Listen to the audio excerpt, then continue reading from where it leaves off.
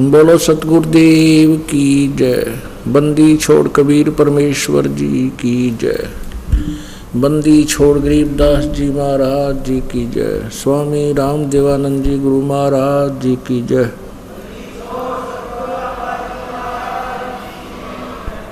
सर्व संतों की जय, सर्व भक्तों की जय, धर्मी पुरुषों की जय। श्री काशी धाम की जय, श्री छुडानी धाम की जय, श्री करौथा धाम की जय, श्री बरवाला धाम की जय। सत साहिब गरीब नमो नमो सतपुरुष को नमस्कार। गुरु की नहीं सुर नर मुनि जन साधुओं संतों सर्वस्दी नहीं। सतगुरु साहिब संत सब डंडो तुम प्रणाम। आगे पीछे मध्य हुए तिनको जा कुर्बान। नराकार निर्विषम काल जाल भयभंजनम निर्लेपम निज निर्गुणम अकल अनुबेशुंदनम। सोहम सुरति समाप्तम सकल समाना नीरतलय। उज्ज्वल हीरंबर हरदमम बेपरवा अथा है वार पार नहीं मज्जतम। ग्रीव जो सुमरह सिद्ध होई गणनायक गलताना। करो अनुग्रह सोई पारस पद परवाना। आदि गणेश मनाऊं गणनायक देवन देवा। चरण कमल लो लाऊं आदंत करूं सेवा। परम शक्ति संगीतम रिद्धिदाता सोई। अवगत गुण अतीतम सतपुरुष निर्मोही।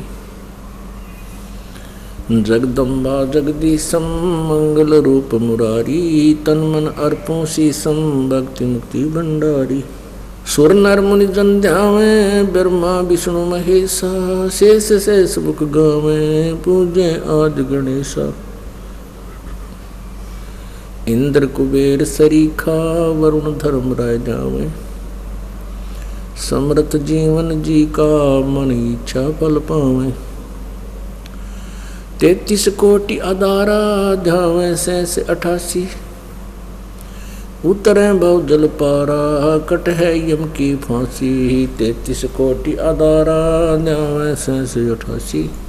उतरे भव जल पारा कट है यम की फांसी।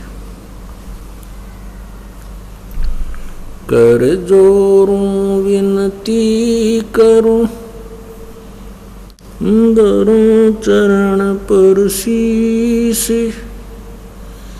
गुरु जी राम देवानंद जी महाराज ने दियो नाम बख्शीश। कोटि कोटि सिजदा करूं कोटि कोटि प्रणाम। चरण कमल में राखियो मैं बांधी जाम गुलाम। कुत्ता तेरे दरबार का रामपाल दास का नाम। गले प्रेम की जेवड़ी जाखें जाऊं। तो करो तो बावड़ू दूर दूर करो तो जाऊं। ज्यों रखो त्यों ही रहूं जो देवो सो खाऊं। गुरु बिन माला फेरते गुरु बिन देते दान। गुरु बिन दोनों निष्फल हैं चाहे पूछो वेद पुराण। कबीर राम कृष्ण से कौन बड़ो उन्हों भी गुरु कीन। 3 लोक के वेधनी गुरु आग आदीन। सतगुरु के उपदेश का लाया एक विचार। जय सतगुरु मिलते नहीं जाते यम द्वार। यम द्वार में दूत सब करते खेचा ताण। उनसे कभू न छूटता फिर फिरता चारों खान। कबीर चार खानी में भरमता, कब हो न लगता पार। सो फेरा सब मिट गया, सतगुरु के उपकार। सात समुद्र की मसी करूं, लेखनी करूं बन राय। धरती का कागज करूं, गुरु गुण लिख्यो न जाए। सात द्वीप नौ खंड में, गुरु से बड़ा न कोई। करता करे न कर सके, गुरु करे सो होए। कबीर गुरु गोविंद दोनों खड़े, काके लागू पाए। बलिहारी गुरु अपना जिन, गोविंद दियो मिलाए। जय इब के सतगुरु मिले, सब दुख आँखों रोए। चरणों ऊपर शीश धरूं, कहूँ जो कहनी होए। कबीर साईं मिलेंगे, पूछेंगे कुशलात। आदि अंत की सब कहूँ, अपने दिल की बात। गुरु जी तुम न भूलियो, चाहे लाख लोग मिल जाए। हमसे तुमको बहुत है, तुमसे हमको नहीं। अब गुण किए तो बहुत किए, करत न मानी हारे। भावे बंदा बख्श दियो, भावे गर्दन उतार। अब गुण मेरे बाप जी, बख्शो गरीब नवाज। जो मैं पूत कपूत हूँ, बहुर पिता को लाद। मैं अपराधी जन्म का, नक्सिक बरे विकारे। तुम दाता दुख भंजना, मेरी करो संभार। परम पिता परमात्मा पूर्ण ब्रह्म सर्वश्रेष्ठी रचनार। कबीर देव कबीर साहेब अल्लाह अकबर पूर्ण ब्रह्म सत्य पुरुष जी की असीम कृपा से इस धरातल के ऊपर ये सत्संग होता है। और सत्संग के अंदर वही पुण्यात्मा पहुंच पाती हैं जो परमेश्वर की विशेष कृपा पात्र होते हैं। परमात्मा हमें रह कर ये जानकारी दिया करते हैं। वो परमात्मा समय समय पर सतलोक से यहाँ आते हैं और काल भगवान यहाँ के स्वामी 21 ब्रह्मांड के मालिक ब्रह्म के द्वारा फैलाए गए अज्ञान को समाप्त करके अपना यथार्थ ज्ञान प्रदान करते हैं। वो परमात्मा हमें काल के जाल से निकालने के लिए आते हैं। यहाँ का 21 ब्रह्मांड का जो स्वामी है वो ज्योति निरंजन है। इसको काल भी कहते हैं, इसको ब्रह्म भी कहते हैं।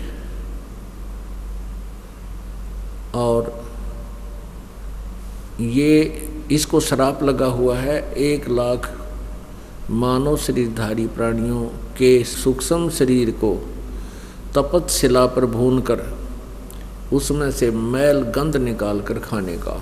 जीव मरता नहीं, जीव अपने कर्माधार से आगे फिर अपना शरीर धारण कर लेता है, या जैसा जिसका संस्कार स्वर्ग या नरक में जाने का है वो सूक्ष्म शरीर युक्त प्राणी वहाँ चला जाता है। परमात्मा स्वयं ही सतलोक से चल कर आते हैं, अमरलोक से चल कर आते हैं और अपने बारे में वो स्वयं ही ठीक ठीक जानकारी देते हैं। अज्ञान को अत्यधिक सुनने के कारण हम उस अज्ञान को सत्य मान चुके हैं और जो सांसारिक क्रियाएं हम करते हैं ये अपना हमने अंतिम उद्देश्य मान रखा है। हम प्रतिदिन देखते भी हैं कि भी छोटे छोटे बालक हैं, उनके माता पिता दोनों ही मृत्यु को प्राप्त हो जाते हैं। किसी की माता ही मर जाती है, किसी का पिता ही चला जाता है, पूरा परिवार भी विनाश को प्राप्त हो जाता है। शेष बचे हुए अपने आप को सुरक्षित मानते हैं और जो किसी कारण से भी मृत्यु को प्राप्त हुए उसको सिर्फ इतना ही कहकर के हम अपना दैनिक कार्य में जुट जाते हैं कि उसको बीमारी हो गई थी, उसको कैंसर हो गया था, वो एक्सीडेंट हो गया उनको। तो ऐसे उस कारण को बता कर के फिर हम अपनी नंबर की चिंता नहीं करते। एक बार युधिष्ठिर वनवास में घूम रहे थे अपने भाइयों के साथ। उनको बहुत प्यास लगी, पानी की तलाश की तो देखा कि कुछ दूरी पर तालाब है। नियम होता था कि सबसे छोटे वाला भैया जाता है कि मैं जल लाता हूँ, आप यहाँ रहो। वो जल लेने गया तो वहाँ पर एक यक्ष ने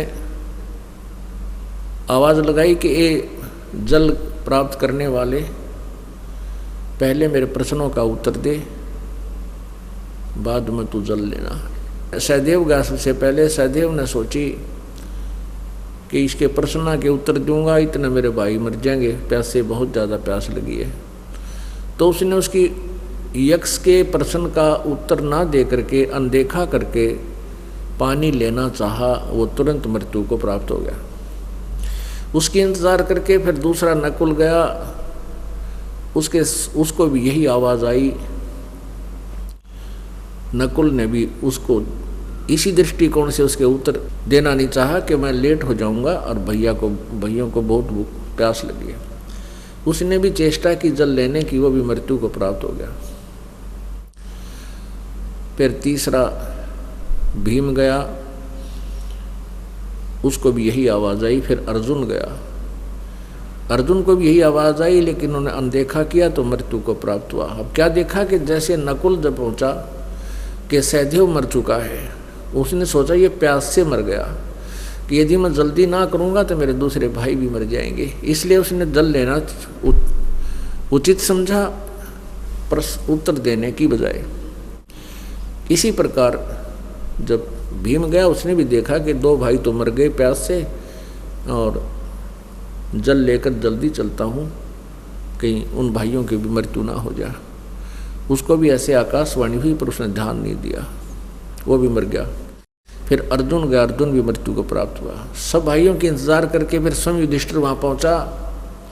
युधिष्ठिर से भी यही आवाज़ आई कि या तो मेरे प्रश्न का उत्तर दे, नहीं तेरे भाइयों जैसी गत तेरी हो जाएगी। युधिष्ठिर जी ने कहा कि बोल तेरे क्या प्रश्न है। उसके 7-8 प्रश्न किए, उसने जैसा उचित वो जानता था वैसा उत्तर दिया। उनमें से एक प्रश्न ये था, उसने पूछा यक्ष ने कि सबसे बड़ा आश्चर्य क्या है संसार में। युधिष्ठिर जी ने कहा कि प्रतिदिन हम अन्य को मरते हुए देखते हैं लेकिन अपनी मृत्यु के बारे में कभी चिंता नहीं करते, ये सबसे बड़ा आश्चर्य है। तो पुण्यात्माओं, ये सबसे बड़ा आश्चर्य है, इसकी तरफ हम ध्यान नहीं देते हैं। हमने ये सोच रखा था कि इसका कोई विकल्प नहीं है, जन्म और मृत्यु होती ही रहेगी। और हम देखते हैं कितने दुखी है जनता। आप किसी हॉस्पिटल में जाया करो एक आधी बार, जब यो मन घनी बकवाद करे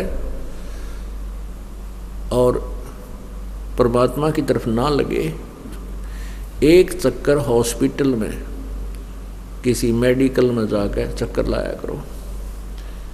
किसी की कैसी दुर्गति है, कोई किसी तरह तड़फ रहा है, किसी का कुछ हो रहा है, किसी की आँख फूटी पड़ी है, किसी के दोनों हाथ कट गए हैं, किसी की टांग कट गई है, कोई चिल्ला रहा है, किसी पेट में पीड़ा, किसी के कैंसर है, किसी बीमारी से। परमात्मा हमें आकर याद दिलाते हैं कि जिस लोक में तुम रह रहे हो ये लोग ठीक नहीं। अब इसके विकल्प से हम अपरिचित थे, क्योंकि जितने भी संत ऋषि महर्षि हुए हैं वो यही कहा करते थे, जन्म मृत्यु तो जीव की बनी ही रहेगी। परमेश्वर बंदी छोड़ कबीर साहब जी हमें आकर बताते थे कि तुम जिस लोक में रह रहे हो ये लोक ठीक नहीं है, यहाँ पर तुम्हारी जन्म और मृत्यु होती रहेगी जब तक आप जी मेरे वाले ज्ञान पर आधारित नहीं होगे। अभी तक जितने भी ऋषि महर्षि हुए हैं उन्होंने यही ज्ञान बताया है कि जन्म मृत्यु कभी समाप्त नहीं हो सकती। और कुछ एक ने तो ऐसी अटकलबाजी की है नालायक ने कि जन्म मृत्यु सुख की परिभाषा, स्वर्ग की परिभाषा बताई है, मोक्ष की परिभाषा बताई है कि 36,000 बार उत्पत्ति प्रलय तक मोक्ष प्राप्त प्राणी ऊपर आकाश में घूमता रहता है और उसके बाद उसने पुनर्जन्म उसका अवश्य होगा। जैसे सुबह खाना खाया है तो शाम को भूख लगेगी, ऐसे जन्म मृत्यु भी आवश्यक है। ऐसी बुद्धि भ्रष्ट सिद्धांत बना करके, बुद्धि भ्रष्टों ने ऐसे सिद्धांत बना करके और पूरी जनता को यहीं तक सीमित कर दिया, जबकि हमारे सद्ग्रंथ ये बताते हैं यदि पूर्ण संत मिल जाए, तत्वदर्शी संत मिल जाए तो उसका जन्म मृत्यु समाप्त हो सकता है। जैसे पवित्र गीता जी अध्याय नंबर 4 के श्लोक नंबर 5 में गीता ज्ञानदाता कहता है, अर्जुन तेरे और मेरे बहुत जन्म हो चुके हैं, तू नहीं जानता है, तू नहीं जानता, मैं जानता हूं। गीता जी अध्याय नंबर 2 के श्लोक नंबर 12 में कहा कि अर्जुन तू, मैं और ये सभी सैनिक पहले भी थे, पहले भी जन्मे थे और आगे भी जन्म होगा, तो ये ना सोच कि हम यहीं तक सीमित हैं। और गीता ज्ञानदाता कहता है कि मेरी साधना एक ओम मंत्र है। गीता जी अध्याय नंबर 8 के श्लोक नंबर 13 में कहा कि ओम इति एकाक्षरम ब्रह्म व्यवहारन माम अनुसमरण यह प्रयाति तजंदेहम स याति परमां गतिम। मेरा एक ओम मंत्र है, ओम नाम है, और जो इसकी अंतिम श्वास तक साधना करता रहेगा, शरीर छोड़ने तक ये साधना करता रहेगा, जाप करता रहेगा, समन करता रहेगा, तो इस ओम के नाम की कमाई से, जाप से जितना लाभ मिलेगा वो इससे प्राप्त हो जाएगा। वो कितना हो सकता है वो उसकी कमाई के ऊपर है, कितनी भक्ति करता है। ये नहीं कि सभी को इतना मोक्ष प्राप्त हो जाएगा। इसका मैक्सिमम लाभ क्या हो सकता है कि 36,000 बार उत्पत्ति प्रलय तक वो प्राणी ब्रह्मलोक में रहता है और ब्रह्मलोक में अपने पुण्यों को अक्षीण करके फिर ये पाप कर्मों के आधार से नरक भी जाता है। उसके उपरांत फिर पुनः अन्य प्राणियों के शरीरों को भी प्राप्त होता है और उनमें कष्ट उठाता है। ये ओम नाम के जाप के का परिणाम है, इसका ये फल है। इतना मोक्ष हो सकता है, इतना अमृतत्व आपको प्राप्त हो सकता है। यजुर्वेद अध्याय नंबर 40 के मंत्र नंबर 15 में यही कहा है कि वायु अनिलम भस्मांतम, वायु अनिलम अथ इदम भस्मांतम शरीरम ओम कर्तु समर किलवे समर और कर्तुम समर। ओम नाम का जाप कार्य करते करते, यानी अपना दैनिक कार्य में भी उसकी भूल ना पड़े, नाम काम करते करते सिमरण कर विशेष कसक कलबलाट के साथ, कलबे माने विशेष कसक के साथ, जैसे किसी को कोई ऐसे आपत्ति आ जावे या कोई अपना निजी व्यक्ति की मृत्यु हो जावे, फिर उसके प्रति कैसी अंदर ही अंदर कसक होती है, उसकी याद आती है, रह रहकर सबकियाँ बन जाती हैं। कहते इसी कसक के साथ सेवन कर और अपना मनुष्य जीवन का प्रथम कर्तव्य जानकर समझ करके मनुष्य जीवन परमात्मा प्राप्ति और साधना करने के लिए ही मिला है। तो उससे आपका क्या लाभ होगा कि आपका जो प्राण है, जीव है, वायु माने प्राण, प्राण माने जीव, वायु अनिलम अथम ईदम भस्मांतम शरीरम, जब शरीर नष्ट होगा अमरतम यानी इतना अमर हो जाएगा, जितना ओम नाम के जाप से जितना अमर हो सकता है उतना अमर हो जाएगा। लेकिन जन्म मृत्यु फिर भी रहेगी। गीता जी अध्याय नंबर 8 के श्लोक नंबर 16 में कहा कि अर्जुन, ब्रह्मलोक पर्यंत ये सभी लोक पुनर्वर्ती में है। वहाँ गए हुए प्राणी अपने पुण्यों के अक्षीण होने के उपरांत वह पुनर्जन्म प्राप्त करते हैं, पृथ्वी पर आते हैं, पूर्ण मोक्ष नहीं है। इसलिए गीता जी अध्याय नंबर 4 के श्लोक नंबर 34 में कहा कि अर्जुन, जिस ज्ञान के विषय में अध्याय नंबर 4 के श्लोक नंबर 32 में कहा है कि उस सच्चिदानंद घन ब्रह्म की वाणी में अध्यात्म ज्ञान यज्ञों के बारे में, यज्ञ माने धार्मिक अनुष्ठानों के विषय में बहुत विस्तार से कहा गया है। उस ज्ञान को तू तत्वदर्शी संतों के पास जाकर समझ, अर्थात गीता और वेदों से वो ज्ञान भिन्न है और उनसे आगे का है। यदि सारा ही ज्ञान गीता जी में होता तो इस श्लोक की आवश्यकता नहीं थी गीता जी में।